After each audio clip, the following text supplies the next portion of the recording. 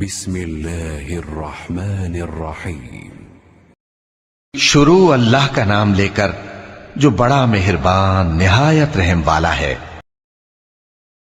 حضور اکرم صلی اللہ علیہ وآلہ وسلم نے ارشاد فرمایا، جس شخص میں یہ 3 باتیں ہوں گی وہ ایمان کا مزہ پالے گا۔ ایک یہ کہ وہ شخص جسے اللہ اور اس کا رسول ان کے ماں سوا سے زیادہ عزیز ہوں، اور دوسرے یہ کہ جو کسی بندے سے محض اللہ ہی کے لیے محبت کرے، اور تیسری بات یہ کہ جسے اللہ نے کفر سے نجات دی ہو پھر دوبارہ کفر اختیار کرنے کو وہ ایسا برا سمجھے جیسا آگ میں گر جانے کو برا جانتا ہے۔ صحیح بخاری حدیث نمبر 21۔ حضرت محمد مصطفیٰ صلی اللہ علیہ وآلہ وسلم نے فرمایا، جب جنتی جنت میں اور دوزخی دوزخ میں داخل ہو جائیں گے، اللہ پاک فرمائے گا جس کے دل میں رائی کے دانے کے برابر بھی ایمان ہو اس کو بھی دوزخ سے نکال لو۔ تب ایسے لوگ دوزخ سے نکال لیے جائیں گے اور وہ جل کر کوئلے کی طرح سیاہ ہو چکے ہوں گے، پھر زندگی کی نہر میں یا بارش کے پانی میں ڈالے جائیں گے۔ اس وقت وہ دانے کی طرح اگائیں گے جس طرح ندی کے کنارے دانے اگاتے ہیں۔ کیا تم نے نہیں دیکھا کہ دانہ زردی مائل پیچ در پیچ نکلتا ہے؟ صحیح بخاری حدیث نمبر 22۔ حضور اکرم صلی اللہ علیہ وآلہ وسلم نے فرمایا، میں ایک وقت سو رہا تھا، میں نے خواب میں دیکھا کہ لوگ میرے سامنے پیش کیے جا رہے ہیں اور وہ کرتے پہنے ہوئے ہیں، کسی کا کرتا سینے تک ہے اور کسی کا اس سے نیچا ہے۔ پھر میرے سامنے عمر بن خطاب لائے گئے، ان کے بدن پر جو کرتا تھا اسے وہ گھسیٹ رہے تھے، یعنی ان کا کرتا زمین تک نیچا تھا۔ صحابہ رضی اللہ تعالی عنہ نے پوچھا کہ یا رسول اللہ اس کی کیا تعبیر ہے؟ آپ نے فرمایا کہ اس سے دین مراد ہے۔ صحیح بخاری حدیث نمبر 23۔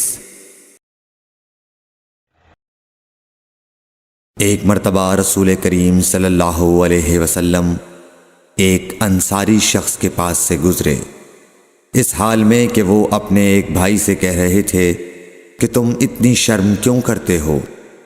آپ نے اس انصاری سے فرمایا کہ اس کو اس کے حال پر رہنے دو، کیونکہ حیا بھی ایمان ہی کا ایک حصہ ہے۔ صحیح بخاری حدیث نمبر 24۔ رسول اللہ صلی اللہ علیہ وسلم نے فرمایا، مجھے اللہ کی طرف سے حکم دیا گیا ہے کہ لوگوں سے جنگ کروں اس وقت تک کہ وہ اس بات کا اقرار کر لیں کہ اللہ کے سوا کوئی معبود نہیں ہے، اور یہ کہ محمد صلی اللہ علیہ وسلم اللہ کے سچے رسول ہیں، اور نماز ادا کرنے لگیں اور زکوٰۃ دیں۔ جس وقت وہ یہ کرنے لگیں گے تو مجھ سے اپنے جان و مال کو محفوظ کر لیں گے سوائے اسلام کے حق کے۔ رہا ان کے دل کا حال تو ان کا حساب اللہ کے ذمے ہے۔ صحیح بخاری حدیث نمبر 25۔ رسول اللہ صلی اللہ علیہ وسلم سے دریافت کیا گیا کہ کون سا عمل سب سے افضل ہے؟ فرمایا، اللہ اور اس کے رسول پر ایمان لانا۔ کہا گیا اس کے بعد کون سا؟ آپ نے فرمایا کہ اللہ کی راہ میں جہاد کرنا۔ کہا گیا پھر کیا ہے؟ آپ نے فرمایا حج مبرور۔ صحیح بخاری حدیث نمبر 26۔ رسول اللہ صلی اللہ علیہ وسلم نے چند لوگوں کو کچھ عطیہ دیا اور سعد وہاں موجود تھے۔ وہ کہتے ہیں کہ رسول اللہ صلی اللہ علیہ وسلم نے ان میں سے ایک شخص کو کچھ نہ دیا، حالانکہ وہ ان میں مجھے سب سے زیادہ پسند تھا۔ میں نے کہا حضور آپ نے فلاں کو کچھ نہ دیا، میں اسے مومن گمان کرتا ہوں۔ آپ نے فرمایا مومن یا مسلمان؟ میں تھوڑی دیر چپ رہ کر پھر پہلی بات دہرانے لگا۔ حضور صلی اللہ علیہ وسلم نے بھی دوبارہ وہی جواب دیا۔ پھر آپ نے فرمایا کہ اے سعد، باوجود یہ کہ ایک شخص مجھے زیادہ عزیز ہے، پھر بھی میں اسے نظر انداز کر کے کسی اور دوسرے کو اس خوف کی وجہ سے یہ مال دیتا ہوں کہ وہ اپنی کمزوری کی وجہ سے اسلام سے پھر جائے اور اللہ اسے آگ میں اوندھا ڈال دے۔ صحیح بخاری حدیث نمبر 27۔ ایک آدمی نے رسول اللہ صلی اللہ علیہ وسلم سے پوچھا کون سا اسلام بہتر ہے؟ آپ صلی اللہ علیہ وسلم نے فرمایا کہ تو کھانا کھلائے اور ہر شخص کو سلام کرے، خواہ اس کو تو جانتا ہو یا نہ جانتا ہو۔ صحیح بخاری حدیث نمبر 28۔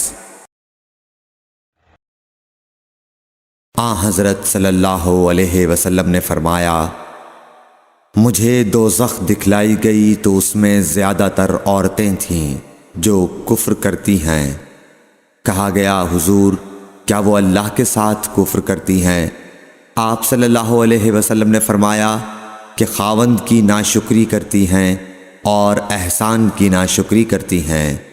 اگر تم عمر بھر ان میں سے کسی کے ساتھ احسان کرتے رہو، پھر تمہاری طرف سے کبھی کوئی ان کے خیال میں ناگواری کی بات ہو جائے تو فوراً کہہ اٹھے گی کہ میں نے کبھی بھی تجھ سے کوئی بھلائی نہیں دیکھی۔ صحیح بخاری حدیث نمبر 29۔ آن حضرت صلی اللہ علیہ وآلہ وسلم فرماتے تھے جب دو مسلمان اپنی اپنی تلواریں لے کر بھڑ جائیں تو قاتل اور مقتول دونوں دوزخی ہیں۔ عرض کیا گیا یا رسول اللہ، قاتل تو خیر ضرور دوزخی ہونا چاہیے، مقتول کیوں؟